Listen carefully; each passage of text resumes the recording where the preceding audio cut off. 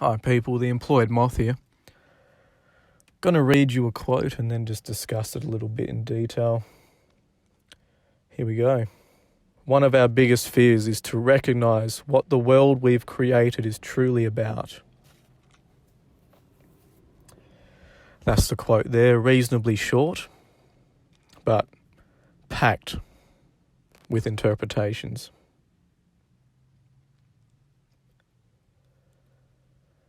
You know, some people say that we live in an illusion. There's many ways of interpreting that. The Hindus called it Maya or Maya. The physical world is an illusion. So many different ways of interpreting that. We can interpret it through the five senses. You know, we create our versions of this world through our biology. And everyone has a different kind of version of it. But is that really the world that we perceive? You know, because there's a lot that we can't see. There's a lot that we can't hear. There's a lot that we can't taste, that animals have heightened senses in those areas. And there's other versions of interpreting the idea of an illusion. So one way is that we choose the reality we want to live in mentally. We create an ideal in our heads of ourselves, which we could call the ego ideal. We also have the other ideal, a certain way we want to view other people, a certain way that we want to view the world. But then we also have a more unconscious version of the world that has to do with our cultural upbringing, that has to do with any type of interpretation we have on the world that is linked to our biology and our natural drives. There's many different ways of living in this world. And an empiricist will talk mostly about the five senses. However, when we get a bit more spiritual, a bit more non-material, we can start talking about energies and feelings. We can start talking about different belief systems as well. There's a lot about this world that we don't know, and our knowledge limits our interpretation of it. If we don't know that a place is dangerous, we can walk into that place and get hurt. If we aren't educated to a certain degree, we don't have many options in this world, we're limited. Our perceptions of it change. And there's only so much that the human can learn. The world is mysterious. There's only so much we can take in at any particular time. Sometimes we take something in and then we only realize its significance to us a couple of years later. There's a lot of blind leaps of faith that we take in this world. The future is uncertain. And for the most part, we still spend a large amount of our mental energy interpreting the past.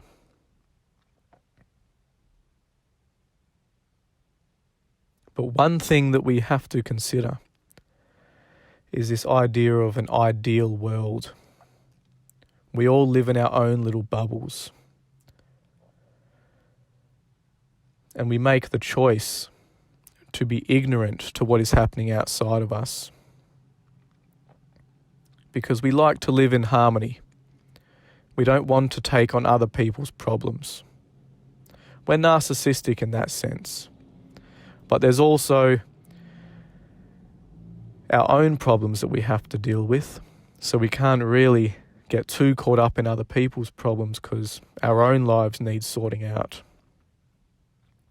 But when we scratch the surface of this world, when we really start to dive deep, we realize how scary it is. All of us are one moment away from dying in a car crash. and it happens.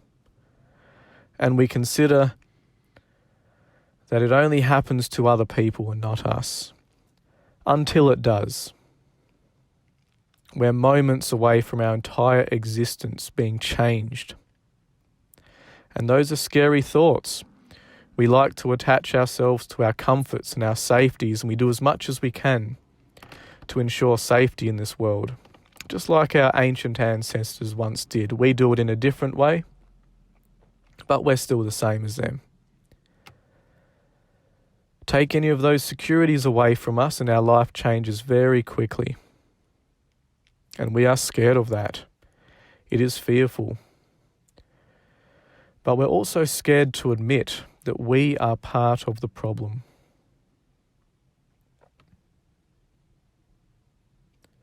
How many people buy products where the workers are abused and used for their labour? But we don't like to admit that. Because we think we're good people. We have this ego ideal of how good we are. How many of us buy food products where animals have been used and abused? But we don't want to think about that. We don't want to think about the uncomfortable truths of this world. In the West, we don't want to think about the third world and all the problems over there because we just like to live comfortably. We don't want to be told about what's going on elsewhere. If you're in the top 70%, in the Western countries, you're doing all right. 40, around the bottom there, that 40, 50 mark, you might be struggling, but if you're in the top 60 or so, it's top about 40%, so 60% or above, you're doing all right. But you don't want to be thinking about that bottom 30%. People say that, the world's improved a huge amount since the past. It's less violent. There's more wealth going on. There's less poverty. I'm like, okay. Those statistics are great. And thankfully, it's a lot better for the average person. However, if you're living in that bottom 30%, you're not thinking that. And although those statistics are great, we also need to consider why they're not great, because there are 30% or so living below the poverty line, living below the average standard of existence. All we need to do is start scratching the surface and these truths come out. We create a whole existence for ourselves and we distract ourselves from these problems. And sure, the individual might not be to blame in these problems. It's a bigger deal. We're talking about governments. We're talking about societies here. We're talking about wealth distribution, the amount of support that is handed out to that bottom percent. Can the individual do something? Yes. But can an individual completely change a system? The answer is no. You might want to be some kind of optimist who believes that an individual can change a system that's as ingrained as what we've got right now, but the answer is probably not. You will be going up against the most greediest, most cutthroat people you've ever come into contact with, who want to keep their position at the top and keep all the other positions at the bottom working at their companies.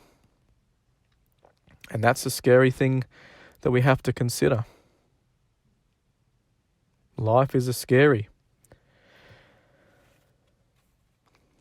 And what we want to do, instead of having to face the terrors and the horrors and the dread and the absolute horrific situations that people are living in, we like to distract ourselves from those things. We have a mentality that only thinks about ourselves. We sell a small house to move into a big house, get more in debt. When why isn't that money being spent helping other people? Just some thoughts I have on this. And it's a very, very big topic because it encapsulates all that is wrong with the world. But one thing we can all admit is that we're not helping each other as much as we should. And we do things out of selfish motivation. Now, of course, a part of our life has to be selfish. But at the same time, we can also be doing things to help other people the best that we possibly can. When we do scratch the surface and we dive deeper into this world and we realize that we are all part of the problem, we are all cogs in a machine, and for the most part we're forced to be in this machine. The poor are only there to scare the middle class to turn up to those jobs every day. It's almost like the middle class don't have a choice, otherwise you fall below the poverty line. When we realize the truth about this world,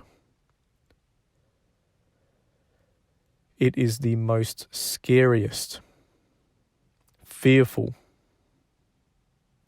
thing that we can admit to. We do everything to try and distract ourselves from it. But our biggest fear is the truth. The truth about the manipulation that gets put through our media. The truth about the nature of our work. The truth about how meaningless an existence is if you subscribe to the mainstream standard narrative.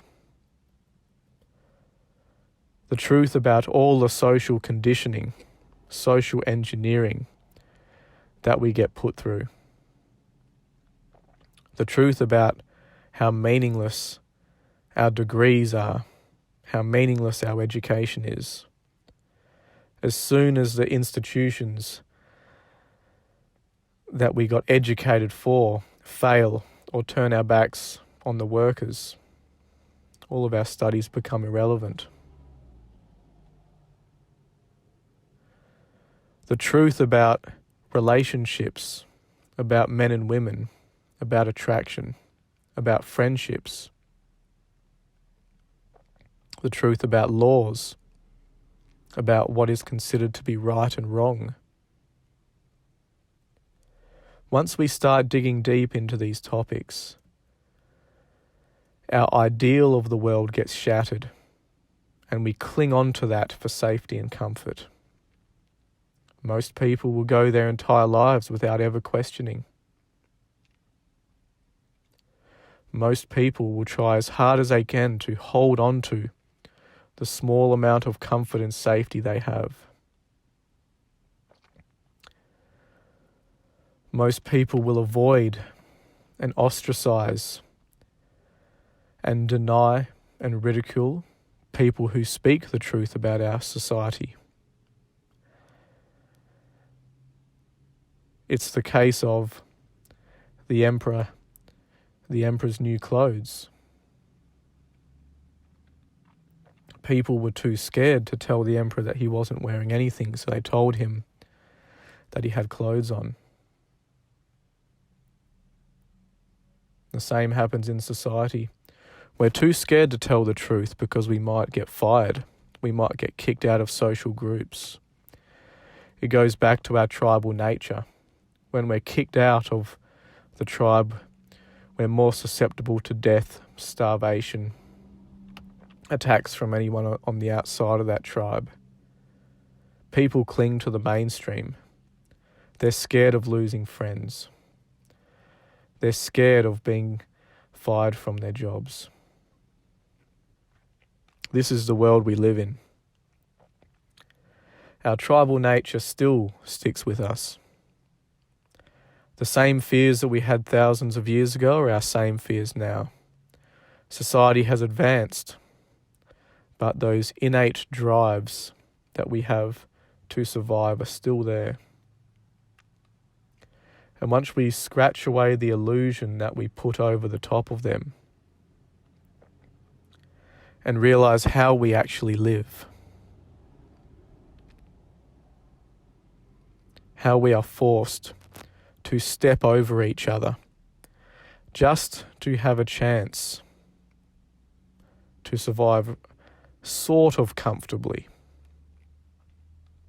That is our biggest fear. That is all for today, folks. The Employed Moth signing out.